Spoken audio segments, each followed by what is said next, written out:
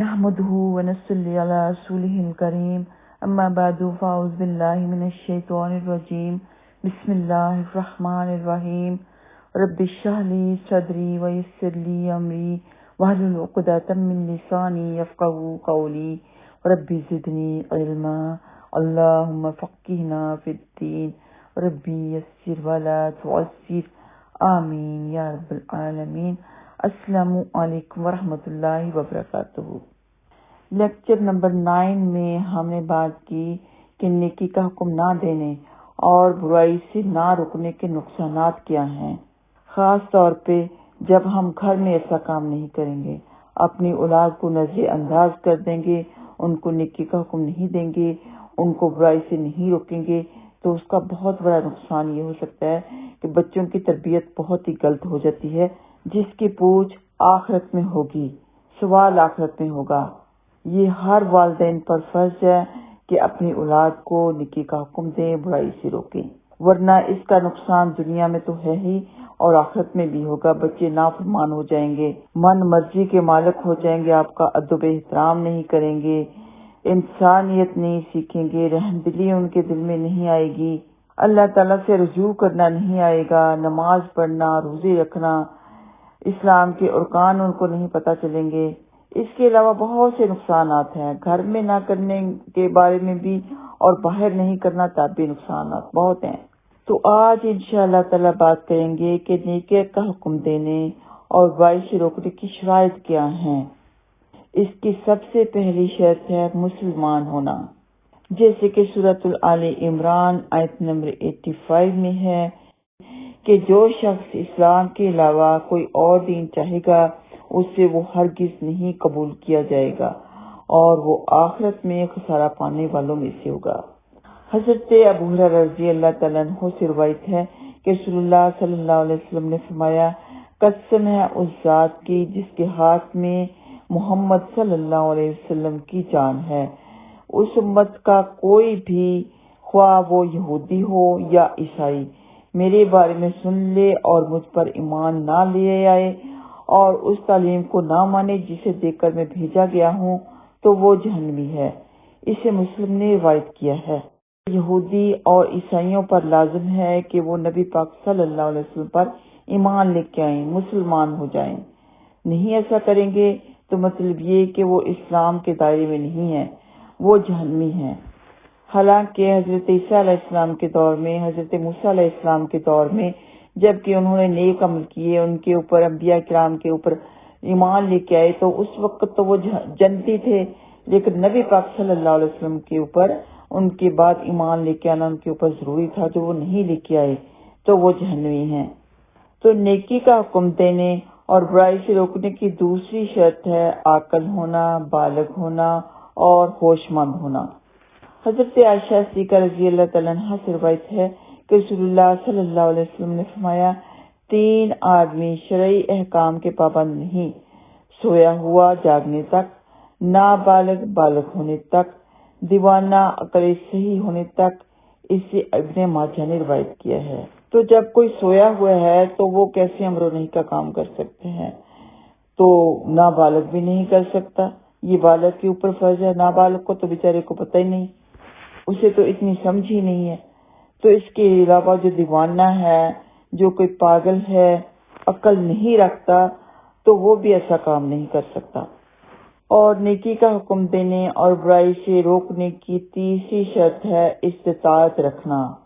اس کے بارے میں حضرت ابو ہریرہ رضی اللہ تعالیٰ عنہ سے روایت ہے کہ نبی اکرم صلی اللہ علیہ وسلم نے فرمایا، جب میں تمہیں کسی بات سے منع کروں تو اس سے رک جاؤ، اور جب میں تمہیں کسی بات کا حکم دوں تو اس پر اپنی استطاعت کے مطابق عمل کرو۔ اسے بخاری نے روایت کیا ہے۔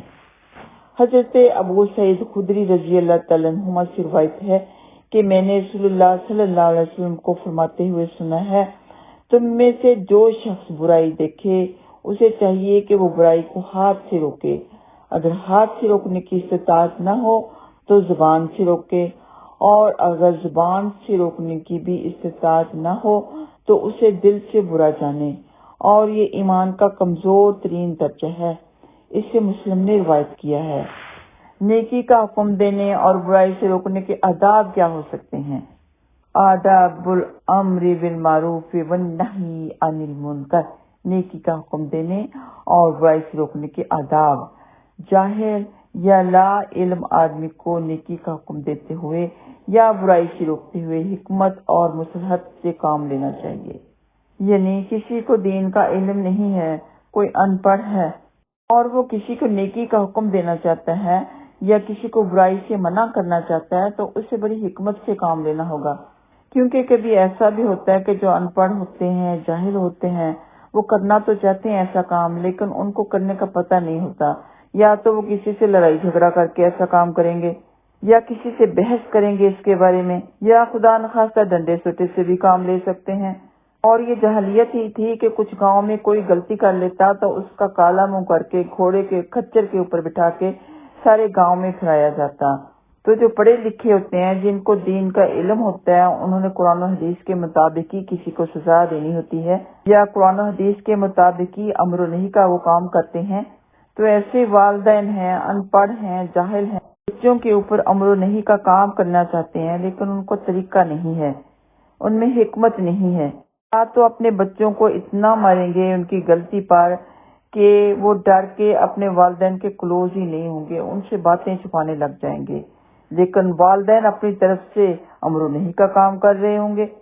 یا پھر اپنے بچوں سے اتنا فرینک ہو جائیں گے کہ بچے کے درمیان اور والدین کے درمیان جو شرم و حیا کا پردہ ہوتا ہے وہ نہیں رہتا، اور وہ سمجھتے ہیں کہ اپنے بچوں کو ہم کلوز کر کے، اپنے بچوں کے زیادہ کلوز ہو کے، ان کے فرینڈز بن کے، ان کے دوست بن کے ان کو صحیح طریقے سے سمجھا سکیں گے، تو یہ طریقہ بھی غلط ہوا۔ چلیں، یہ تو ان کی بات ہو رہی تھی جو ان پڑھ ہیں، جاہل ہیں، لیکن پڑھے لکھے ہونے کے باوجود جیسے کہ استاد ہے، سبق پڑھا رہا ہے، یا اسکول میں وہاں پہ بھی کوئی استاد ہے، بچے کو سبق نہیں آیا تو اس کے نہ آنے کے اوپر، اس کے ہاتھ کے اوپر ڈنڈے سے اتنا مارا جاتا ہے کہ اس کی چیخیں نکل جاتی ہیں، ہاتھ لال ہو جاتے ہیں، اور کبھی تو سننے میں آیا کہ کسی کا بازو ٹوٹ گیا، اور کبھی سننے میں آیا کہ شاگرد کو اتنا مارا کہ وہ مر ہی گیا، استغفر اللہ۔ تو وہ بھی اپنی طرف سے امر و نہی کا کام کر رہے ہوتے ہیں، لیکن کرنے کا طریقہ نہیں ہے۔ کیوں طریقہ نہیں ہے؟ دین سے دوری، نہ سمجھی، نہ عقلی، تو یہی کہہ سکتے ہیں، لیکن پھر بھی تھوڑی سی حیرت ہوتی ہے کہ ان کو تو حکمت آنی چاہیے، کیونکہ وہ تو ایجوکیٹڈ ہیں۔ جن لوگوں کو دین کا علم ہوتا ہے وہ حکمت سے کام لیتے ہیں، گھر میں امر و نہی کا کام کرتے وقت بھی اور باہر امر و نہی کا کام کرتے وقت بھی۔ تو حضرت معاویہ بن حکم سلمہ رضی اللہ تعالیٰ عنہ سے روایت ہے کہ میں رسول اللہ صلی اللہ علیہ وسلم کے ساتھ نماز پڑھ رہا تھا، اتنے میں ہم لوگوں میں سے ایک شخص چھینکا، میں نے کہا یرحمک اللہ، لوگوں نے مجھے گھورنا شروع کر دیا، میں نے کہا کاش مجھ پر میری ماں رو چکی ہوتی، یعنی میں مر چکا ہوتا، تم کیوں مجھے گھورتے ہو؟ یہ سن کر وہ لوگ اپنے ہاتھ رانوں پر مارنے لگے۔ جب میں نے دیکھا کہ وہ مجھے چپ کرانا چاہتے ہیں تو میں چپ ہو گیا۔ جب رسول اللہ صلی اللہ علیہ وسلم نماز پڑھ چکے تو قربان جاؤں آپ صلی اللہ علیہ وسلم پر اور میرے ماں باپ، میں نے آپ صلی اللہ علیہ وسلم سے پہلے نہ آپ صلی اللہ علیہ وسلم کے بعد کوئی آپ صلی اللہ علیہ وسلم سے بہتر سکھانے والا دیکھا، قسم اللہ کی، نہ آپ صلی اللہ علیہ وسلم نے مجھ کو جھڑکا، نہ مارا، نہ گالی دی۔ یوں فرمایا نماز میں دنیا کی باتیں کرنا درست نہیں، وہ تو تسبیح اور تکبیر اور قرآن مجید پڑھنا ہے۔ اسے مسلم نے روایت کیا ہے۔ تو اس حدیث سے معلوم یہ بھی ہوا کہ کوئی چھینکتا ہے تو آپ نے نماز میں یرحمک اللہ نہیں کہنا، اگر نماز کے علاوہ ہے تو کہیں گے۔ حضرت انس بن مالک رضی اللہ تعالیٰ عنہ سے روایت ہے کہ ہم نے رسول اللہ صلی اللہ علیہ وسلم کے ساتھ مسجد میں بیٹھے ہوئے تھے، اتنے میں ایک دیہاتی آیا اور کھڑے ہو کر پیشاب کرنے لگا۔ رسول اللہ صلی اللہ علیہ وسلم کے صحابہ نے کہا ارے یہ کیا کر رہے ہو؟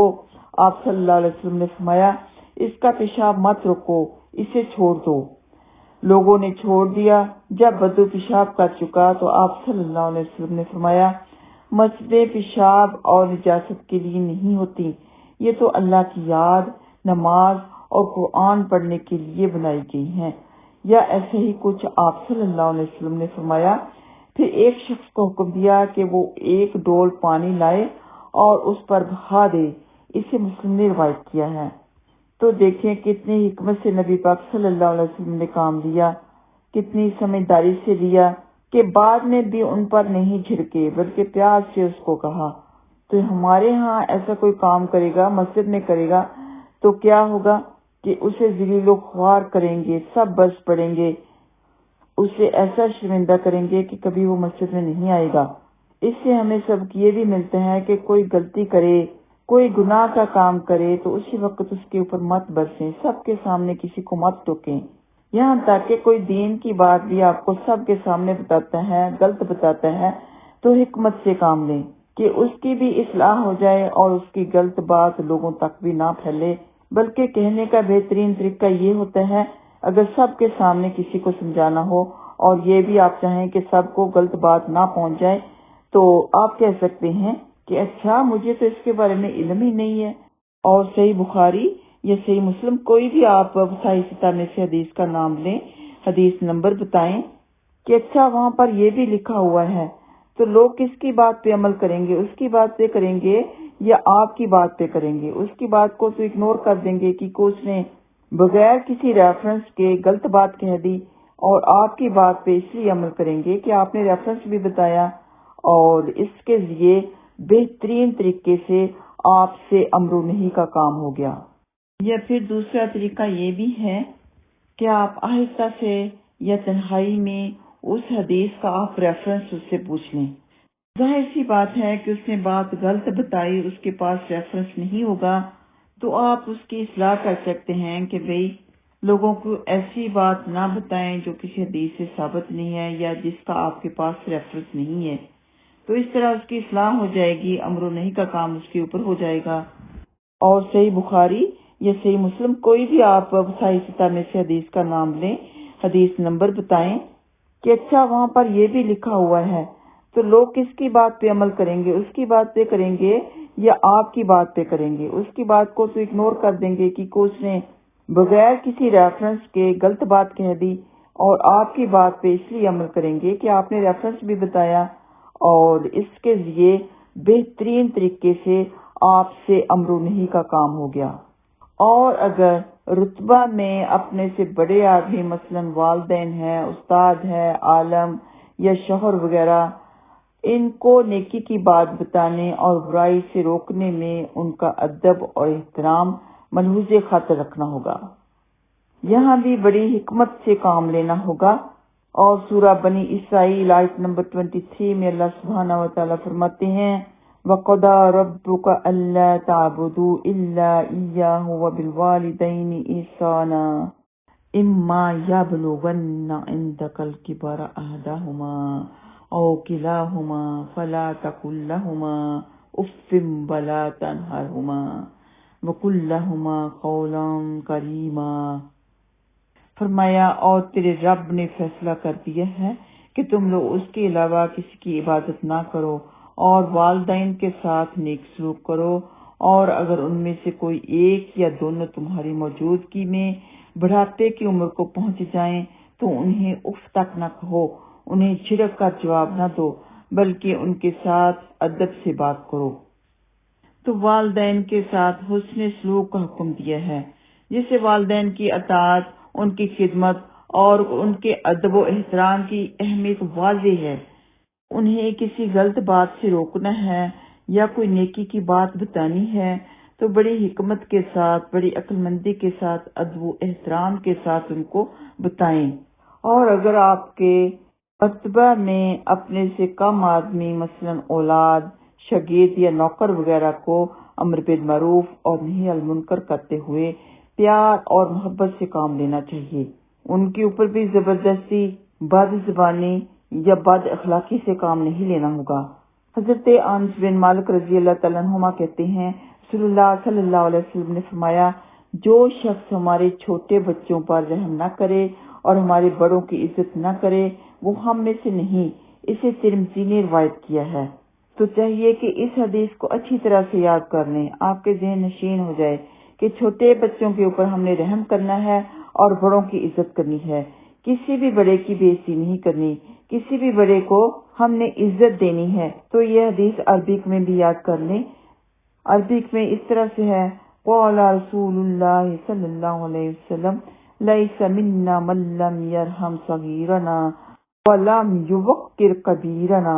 بہت ہی آسان حدیث ہے، تو انشاءاللہ تعالی نیکسٹ ایپیسوڈ میں ہم پڑھیں گے برائی سے روکنے کے درجات کیا ہیں، ان پر عمل کرتے ہوئے صحابہ کرام کا کیا جذبہ تھا۔